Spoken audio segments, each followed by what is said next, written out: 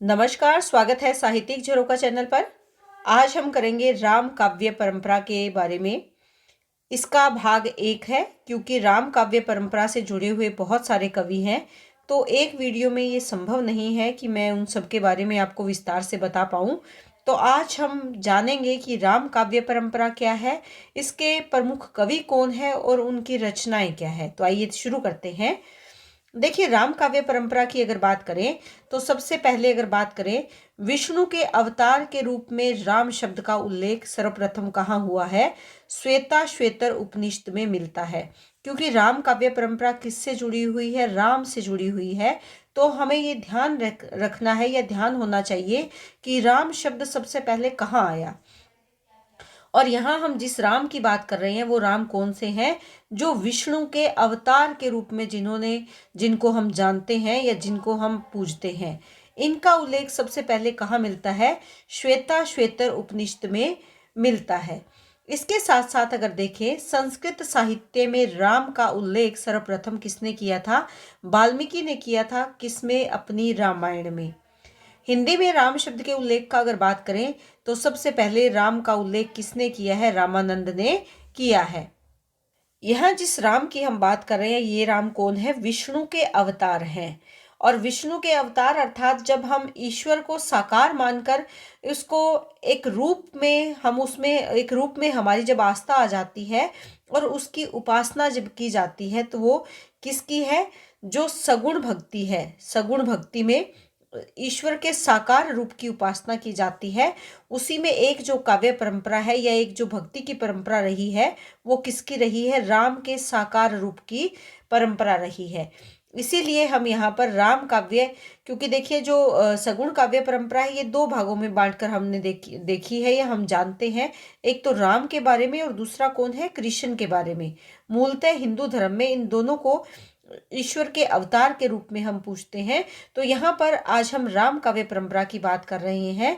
और ये राम शब्द सबसे पहले कहाँ पर इसका उल्लेख है? यहाँ मैं आपको एक बात और बताना चाहूंगी कि राम शब्द का सबसे पहले उल्लेख अगर हम देखें तो ऋग्वेद में भी हुआ है। लेकिन ऋग्वेद में जिस राम शब्द का उल्लेख मिलता है वो विष्णु के अवतार रूप में नहीं है, या ये जो राम है ये वाल्मीकि रामायण के राम से अलग है। जो ऋग्वेद में राम है वो कौन है? सौमित्र ऋषि के शिष्य के रूप में उनका उल्लेख मिलता है। लेकिन विष्णु के अवतार रूप में जिस राम की हम बात कर रहे हैं, उनका सर्वप्रथम उल्लेख कहाँ हुआ? श्वेताश्वेतर उपनिषद में, संस्कृत में वाल्मीकि रामायण में, और हिंदी में अगर बात करें तो रामानंद ने इनका उल्लेख किया है। अब देखिए, सगुण राम भक्ति जो है इसकी कुछ खासियत है, कुछ विशेषताएं हैं जो इस काव्य धारा से जुड़े हुए व्यक्ति अपनाते हैं, या इन्हीं विशेषताओं से ये काव्य परंपरा चल रही है। यहाँ पर जो राम है ये विष्णु के अवतार के रूप में इनका चित्रण किया गया है, यानी विष्णु का ही एक रूप है जो इस धरती पर जो अधर्म है या जो धर्म पर संकट आ गया है, उस संकट का नाश करने के लिए अवतार के रूप में, राम के रूप में जन्म लेते हैं। दूसरा, राम भक्ति काव्य परंपरा में अगर देखें तो दास्य भाव की भक्ति मूल रूप से सम्माहित है, या दास्य भाव से राम की आराधना की गई है। तीसरी, अगर हम इसकी विशेषताओं की बात करें तो यहाँ पर जो राम है ये मर्यादा पुरुषोत्तम है और लोक रक्षक के रूप में चित्रित हुए हैं, यानी मर्यादा में बंधे हुए परम पुरुष, उत्तम पुरुष हैं। जैसे एक आदर्श पिता के रूप में देख सकते हैं, एक आदर्श पति के रूप में, एक आदर्श पुत्र के रूप में, एक आदर्श राजा के रूप में, एक आदर्श व्यक्ति के रूप में, या एक आदर्श शिष्य के रूप में अगर देखें तो राम मर्यादा से बंधे हुए हैं। कहीं पर भी वो अपनी मर्यादा का खंडन नहीं करते, उसका पूर्णतः ध्यान रखते हैं। और लोगों की रक्षा, लोक रक्षा यानी लोगों की रक्षा, जब वो अपने शिष्य काल में भी उन्होंने बहुत से लोगों की रक्षा की। जो बहुत से अहिंसक प्रवृत्ति के जो लोग थे या हिंसा करने वाले लोगों से बचाने के लिए साधु संतों की रक्षा उन्होंने की। इसके साथ साथ जब वो राजा बने और उन्होंने जो उत्तर भारत से लेकर सीता को तलाशने के लिए दक्षिण भारत तक का सफर किया, उसमें भी उन्होंने ऐसे अनेक कार्य किए जहां पर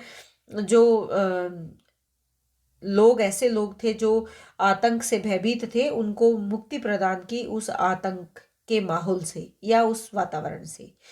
यहाँ पर अगर बात करें आदर्शवाद की स्थापना, यानी राम भक्ति की एक विशेषता क्या है? समाज को आदर्शवादी बनाना, समाज में आदर्श की स्थापना करना। एक राजा कैसा हो? आदर्श राजा, प्रजा के लिए तत्पर रहने वाला, अपनी पत्नी के प्रति समर्पण का भाव। देखिए राजा राम तो बन गए, लेकिन उनकी बात कर, उनके जीवन काल की अगर बात करें तो उस समय बहुपत्नी प्रथा थी, लेकिन राम ने ऐसा नहीं किया। एक पत्नी का जो वचन उन्होंने लिया था, ताउम्र उन्होंने उस वचन को निभाया।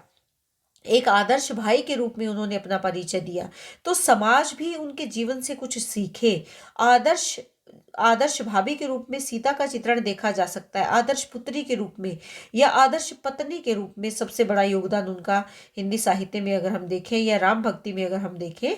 इसी के साथ साथ लक्ष्मण एक आदर्श भाई के रूप में, हनुमान एक आदर्श सेवक के रूप में, यहाँ पर सुग्रीव की बात भी हम कर सकते हैं। तो ऐसे बहुत से उदाहरण है जहां पर हम देखते हैं कि समाज में उनके द्वारा आदर्शवाद की स्थापना का प्रयास किया गया है।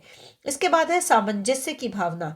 किसमें सामंजस्य? सामंजस्य का मतलब होता है समायोजन करना, एकता स्थापित करना। राजा और प्रजा में, धर्म में, समाज में, प्रत्येक क्षेत्र में समानता का भाव रखते हुए राज्य करना या सामंजस्य की भावना को स्थापित करना। भक्त और भगवान में सामंजस्य, राजा और प्रजा में, शैव और वैष्णव में।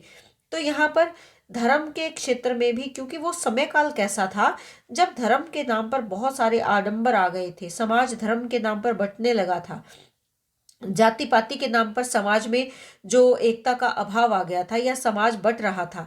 ऐसे में समाज में एकता स्थापित करना, नैतिकता का भाव स्थापित करना, इसी भाव को ध्यान में रखते हुए सामंजस्य का भाव जो इस काल के कवियों में देखा जा सकता है, वो विशेष महत्व रखता है। खंडन मंडन की प्रवृत्ति का अभाव। देखिए खंडन मंडन क्या है? धर्म जो रूढ़िवादिता है या समाज में जो रूढ़िवादिता आ गई है, उस प्रवृत्ति का अभाव यहाँ पर देखा जा सकता है। इस समय काल में जो काव्य रचनाएं की गई वो मूलतः प्रबंध काव्य के रूप में उनकी रचनाएं की गई। मूल रूप से जो काव्य रचना के लिए जिस भाषा का प्रयोग किया गया वो अवधी भाषा थी। शांत रस की इस काव्य में प्रधानता देखी जा सकती है। और शैली की अगर बात करें तो दोहा चौपाई शैली विशेष रूप से राम भक्ति साहित्य में हम देख सकते हैं या राम भक्ति काव्य परंपरा में हम देख सकते हैं। तो ये राम भक्ति की प्रमुख विशेषताएं हैं जो राम के चरित्र से जुड़ी हुई है। इस काल के कवियों ने मूलतः इन भावनाओं को ध्यान में रखकर अपने काव्य की रचना भी की है। इसके बाद हम बात करते हैं प्रमुख कवियों की। अगर बात करें तो उसमें सबसे पहला नाम आता है रामानंद जी का।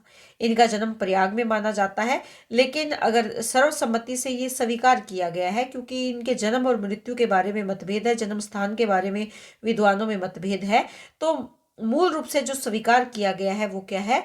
प्रयाग है।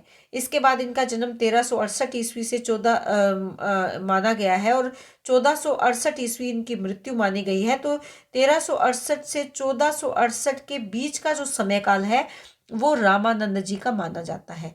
कुछ विद्वान है जो 1400 से लेकर 1470 ईस्वी इनका समय काल स्वीकार करते हैं, लेकिन अगर शुक्ल जी ने इनका जो समय काल है ये 15 से 16वीं शताब्दी के उत्तरार्ध के समय काल को माना है, तो विद्वानों में मतभेद है।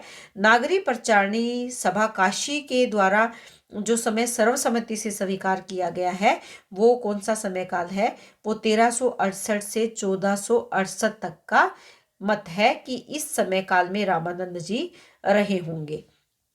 इनके जो गुरु हैं वो कौन है? राघवानंदी हैं। राघवानंद इनके गुरु हैं। इन्होंने रामानंदी संप्रदाय की स्थापना भी की है। किसने की है?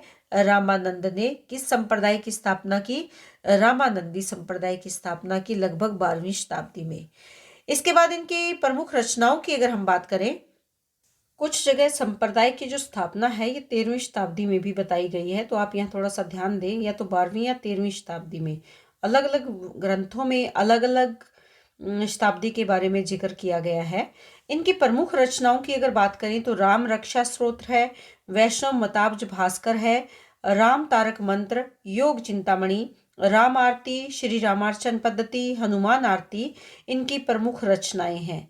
इनके जो प्रमुख शिष्य है अनंतानंद, सुखानंद, नर हरिदास, सुरसुरानंद, भावानंद, धन्ना, पीपा, कबीर, संत रैदास, सुरसुरी और पद्मावती। इनके शिष्य परंपरा में अगर हम देखें तो लगभग 12 शिष्य माने गए हैं, जिसमें से 10 शिष्य पुरुष और 2 शिष्य जो है वो उनकी शिष्य है स्त्री, सुरसुरी और पद्मावती। ये आप ध्यान में रखें कि 2 इनकी शिष्या भी है, सुरसुरी और पद्मावती। तो ये इनके जीवन के बारे में और इनकी प्रमुख रचनाएं और प्रमुख शिष्य, इनके जन्म के बारे में और इनके संप्रदाय के बारे में हो सकता है कि आपको किसी और पुस्तक में कुछ और जानकारी मिले, तो आप वहां से भी इसको देख सकते हैं। क्योंकि कुछ हमारे जो इतिहास ग्रंथ है उनमें जो जानकारी दी जाती है उनमें कहीं ना कुछ त्रुटियां आ जाती हैं, खासकर ईस्वी और सन के बारे में। अब जानते हैं कि रामानंद जी से जुड़े हुए विशेष तथ्य क्या है, या रामानंद जी ने इस भक्ति काव्य धारा में क्या अपना योगदान दिया।